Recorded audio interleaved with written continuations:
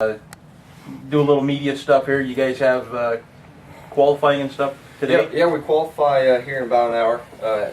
Couple cars can get on track, and then we'll be out there and hopefully lay down a good lap. We were pretty happy with our car yesterday. You know, it just seems like everybody's fighting tight through the bumps, and that's kind of been the main focus. And so, you know, obviously we were struggling there too, but talked to my crew chief Felipe Lopez last night through a bunch of text messages, and you know, the crew chiefs get a chance to get to the hotel, go through their notes, and download everything, you know, rather than just debriefing right after practice.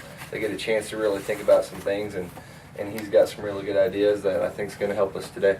We've seen a bad, fast racetrack so far. I mean, you know, yesterday during Cup qualifying, 15 drivers broke the track record that was set by Matt Kenseth last year. And you know, you guys are sitting 17th on the speed charts. We know how well the Fords have been here. How do you expect to qualify for this race coming up today? I'm definitely hoping for a top 15. Just, you know, we did what we call mock qualifying run yesterday in practice, and you know, of course you want to say, you know, the crew chief did everything to make it, you know, we got a top 5 qualifying car, but you got to be realistic and just get your mind right so you don't disappoint yourself. But you know, a top 15, top 10 we'd be really happy with. We got a car that I think is going to race better than it qualifies, but you know, you talked about the speed, and that's one thing as drivers we always look forward to coming to Las Vegas, because most of the time, you know, my first lap on the track, you always tell yourself, all right, you don't have to lift here, and you try it, and of course the nose takes off about the center of the corner, and then you, all right, we're not quite there yet. So, but you know, I think you'll see the pole qualifying car in Nationwide probably, watching the twin, he probably won't lift, and it's just, that's the mission, is to get your car to handle like that for qualifying, and then of course you get to the race and you're out there with 42 other guys. You got to back your corner up a little bit, and that changes the whole handling of the car. Yeah. So it's things that we battle here at Las Vegas, but it's also a big part of what makes it fun. How do you like these two-day shows for the Nationwide Series, where you guys practice on Friday, you qualify on Saturday? I think sometimes you guys even have one-day shows, if I'm not mistaken. How do you like that as compared to coming in for 3 or 4 days, or, you know, 3 days or whatnot?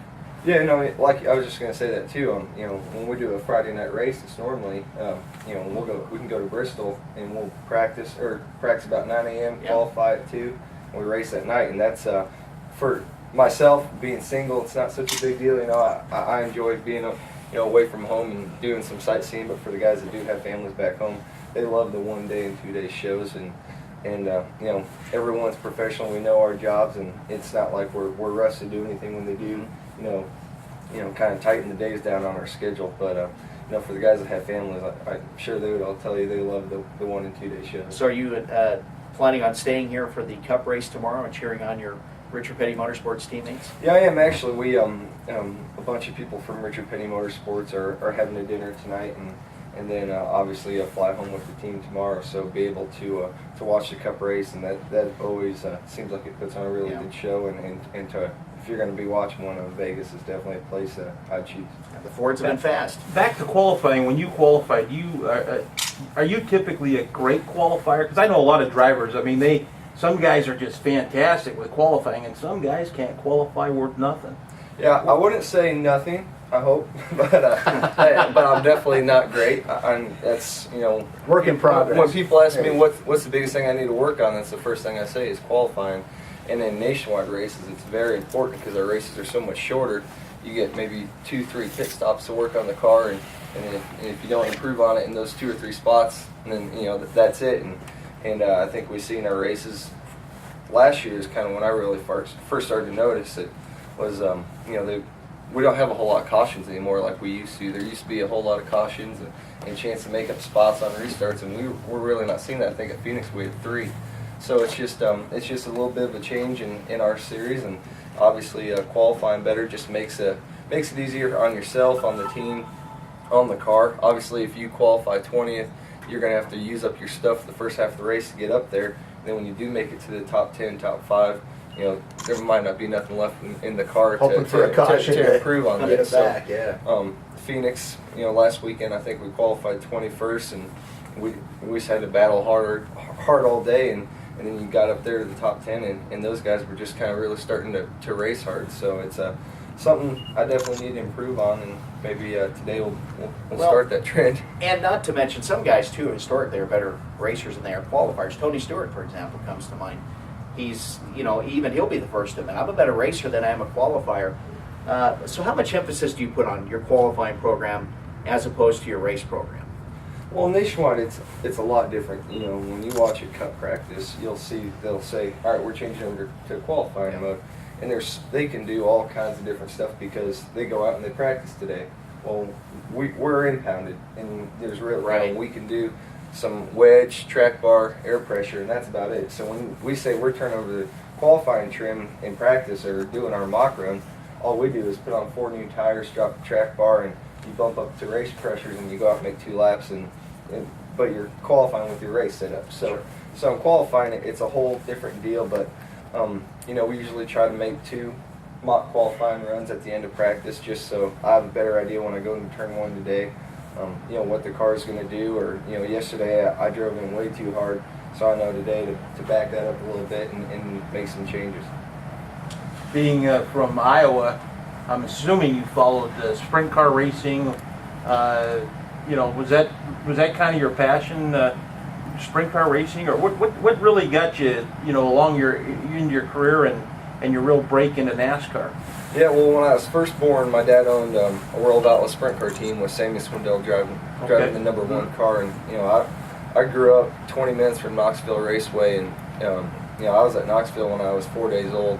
So I was born in '86, and up to '93, was at sprint car races every weekend, and then my dad just decided he didn't want to, he was done with spending money in the sport, and so then from '93 up until I was about 18, I played hockey actually, and then finally got mom and dad talked into it. Felt like I'd reached the pinnacle of my hockey career, and my dad still had some connections through the sprint cars, and a guy by the name of Chris Santucci, who is the crew chief of Carl Edwards Silver Crown team with RE Technologies. Yeah. We went down to Memphis and got in a Silver Crown car, and that was actually the very first thing I drove at age 18, and then just went back up to Iowa, ran stock cars at Cedar Rapids at Hocka Downs, then got into ASA, and 2 years later was in ARCA and trucks, and then this is my 4th year nationwide now. Well, Hawkeye Down Speedway, that's a great old short track in that area. Yeah, it really is, and it keeps thriving as well. Yeah. You see some tracks that are shutting down,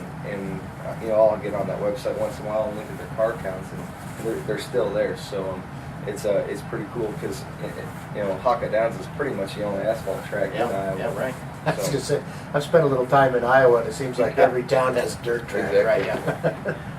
Folks, we're talking with Michael Annett, driver of the Pilot Flying J Ford. You can watch him today. He'll be on racing in the Nationwide Series. I've got to tell you, man, it's just been a pleasure having you on the show, and we're going to be rooting you on, and we really appreciate you giving us your time today. Yeah, I appreciate you guys having me on. Hopefully today will be good qualifying, good race day, and all around. It's a glorious day outside. It's absolutely beautiful. I don't know how you can miss. You got good weather, that's for sure. Yeah, it should be. We talked about track being fast. It should be fast today with the sun's out, but we have cooler temperatures, so it should be a perfect combination. And I'm sure when these Cup guys get out here, they're going to be running up by the wall, and it's going to change everything for our race. So. Gotta love it. There he is, Michael Annett. Good to have him on the show. When we come back, we will have more Cup drivers, more drivers from the Nationwide Series. Stay tuned. The Racing Fan, 1320K Fan, the sports leader. Thank you guys. Let's get a group photo if you don't mind. We'll come out here and do it right here. Oh, we'll do it out there. Yeah.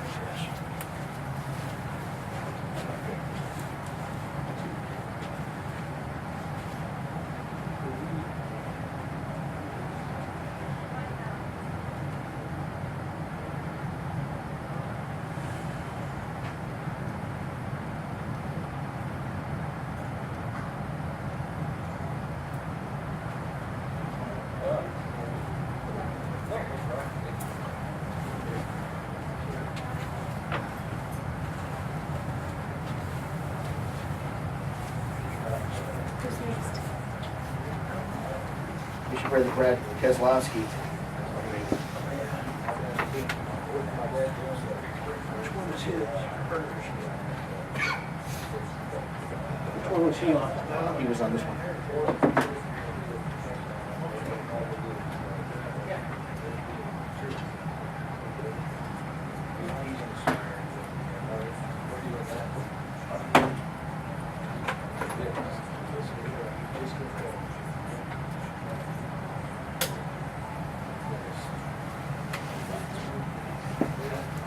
Enjoy the rest of the day. Yep. I'm gonna try to play this Kozlowski cut. His Oh. dad owned a World of Outlaws team, and he's never driven on dirt ever. Unplug that silver thing. Yeah. Got a heck of a whine in it.